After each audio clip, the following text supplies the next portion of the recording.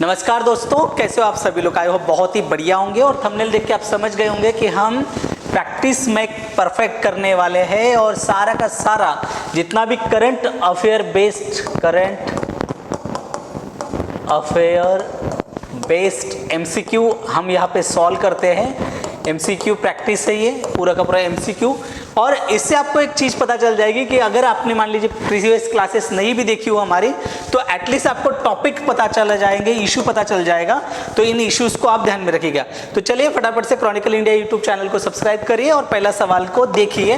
पहला सवाल है, भारत और यूरोपीय संघ के बीच द्विपक्षीय व्यापार वर्ष 2023-24 में किस राशि तक पहुंच गया था? देखिए राशि यहाँ सीधा सीधा पूछा है कि कितने रुपए तक का, मतलब कितने धन राशि की बात हो रही है, कहाँ तक पहुंच गया था। तो आप ऐसे कर लीजिए, करिए। यूरोपियन यूनियन की ये बात होती है, राइट। यूरोपियन यूनियन, पूरा यूरोपियन यूनियन और भारत के बीच में ए 50 बिलियन अमेरिकी डॉलर, बी 100 बिलियन अमेरिकी डॉलर, सी 137.41 बिलियन अमेरिकी डॉलर, डी 200 बिलियन अमेरिकी डॉलर। तो इसका सही आंसर है सी 137.41 बिलियन अमेरिकी डॉलर। देखिए अगर आपको ऐसे सवालों में अगर आपको पता नहीं है, 100% श्योर नहीं हो, तो इन सवालों को अटेंड नहीं करिएगा। तुक्का लगाने की जरूरत नहीं है ऐसे सवालों में। अनटिल एंड अनलेस अगर निगेटिव मार्किंग मान लीजिए है तो इन सवालों को छोड़ दीजिए, अगर है तो कोई बात नहीं, करिए। अगला सवाल, क्वाड समूह में कौन कौन से देश शामिल है? A Bharat, America, Japan, Australia, B Bharat, America, Russia, चीन, सी भारत, चीन, रूस, Japan, D Bharat, America, Britain, France. देखिए अगर क्वाड समूह के बारे में आपको तो वैसे पता ही होगा, बट अगर नहीं भी पता तो इसमें थोड़ा सा दिमाग लगाओगे तो काम हो सकता है। भाई चारों में भारत है, यहां टेंशन खत्म हो गया। अब देखते हैं कि क्या हो सकता है। भारत और चीन ये देश क्वाड समूह में हो सकते हैं क्या? या अमेरिका और रूस भी कैसे हो सकता है? सारे एक दूसरे के तो वैसे टेक्निकली तो दुश्मन नहीं कहते, बट आइडियोलॉजिकल डिफरेंसेस देश है। तो अब हम करेंगे क्या कि भाई भारत तो है, चीन शायद नहीं हो सकता, तो ये कट जाएगा, फिर ये भी कट जाएगा, फिर बचेगा Bharat, America, Britain, Bharat, America, Japan, Australia. इन दोनों में आपको टेंशन हो सकती है कि हाँ क्या हो, क्योंकि रूस और अमेरिका का भी तो प्रॉब्लम है। तो ये चीज, तो इसका सही आंसर है ए भारत, अमेरिका। क्योंकि क्यों?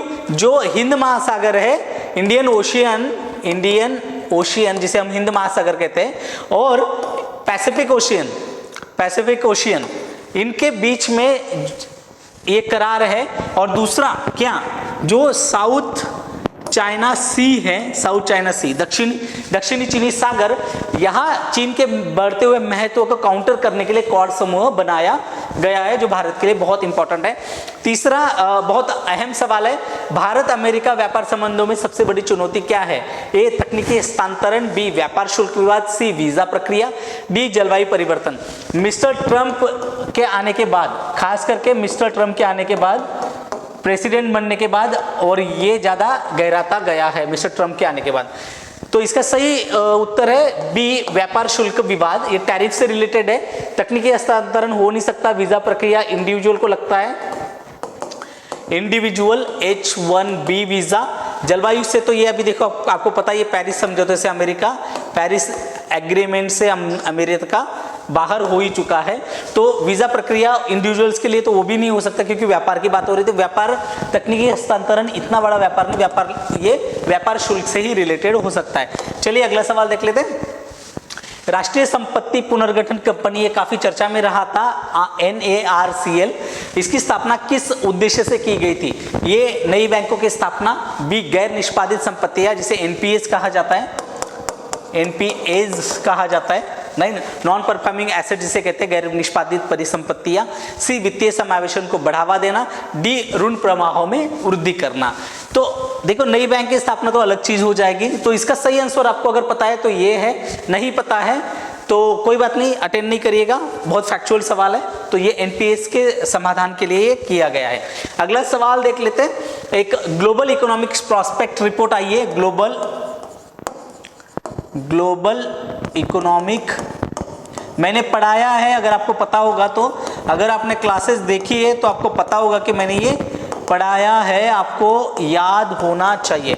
ये रिपोर्ट आई है, इसके अनुसार जो उभरते बाजार और विकासशील अर्थव्यवस्था है, emerging market and developing economics, उनका जो वैश्विक जीडीपी में कितना प्रतिशत योगदान ये देती है। इसमें ब्रिक्स कंट्रीज भी आ जाएंगे और कई सारे ऐसे देश, ये 25%, बी 35%, सी 45%, डी 55%। तो इसका सही आंसर है सी 45% का योगदान ये सारी इमर्जिंग इकोनॉमीज देती है।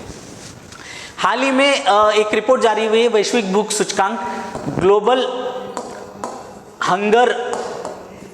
Hunger index, global hunger index 2024 में भारत को कितना स्थान दिया गया है, भारत में कैसी स्थिति है। तो ए 106 106वां, बी 127वां, सी 109वां, डी 105वां। तो इसका सही आंसर है 105वां। ये 105वां नंबर का मतलब होता है गंभीर श्रेणी में है भारत। भारत की जो स्थिति है वो काफी गंभीर बनी हुई है। This is very dangerous situation, right. दावे कितने भी कोई भी सरकार कर ले, बट असलियत यह है कि भुखमरी आज भी भारत की बहुत बड़ी समस्या है। अगला सवाल देख लेते हैं। जो सेम्बियन महादेवी एक चर्चा में है, सेम्बियन महादेवी नाम है ये कौन थी? ये चोल वंश की महारानी थी, चोल राजवंश जो है। बी चेरा राजवंश की महारानी थी, सी मौर्य राजवंश की महारानी थी, या डी पांड्य राजवंश की ये महारानी थी। सेम्बियन महादेवी इनके काफी ये चर्चा में है, इसलिए आपको इसका पता होना चाहिए, राइट। और इसका सही आंसर है ए चोल राजवंश की महारानी थी। आपको पता है चोल, चेर, पांड्य ये काफी एडवांस राजे रहे ये पूरा का पूरा, राइट। अगला सवाल, हाल ही में एक चर्चा में रही है पुस्तक lords of earth and sea, a history of the Chola empire के लेखक कौन है? इसी के कारण वो पहला जो सवाल था ये इसी के कारण वो भी चर्चा में आ गया, क्योंकि ये किताब चर्चा में है। तो चर्चा के कारण जो है ये किताब है lords of earth and sea, a history of the Chola empire. इसके लेखक कौन है? A Devdutt Pattanaik, B Salman Rushdie, C Chetan Bhagat, D Anirudh Kanisetti, right. Devdutt Pattanaik, इनको आप माइथोलॉजी और भारतीय culture, mythology, Indian art and culture, इसके संबंध में आप जानते हैं। सलमान रश्दी आपको पता ही है, सैटनिक वर्सेस इनकी किताब अभी इंडिया में राजीव गांधी जी ने बैन की थी, उसके बाद आज अभी मिलना शुरू हो चुकी है, तो ये भी बहुत चर्चा में रहे अभी पिछले महीने भर से।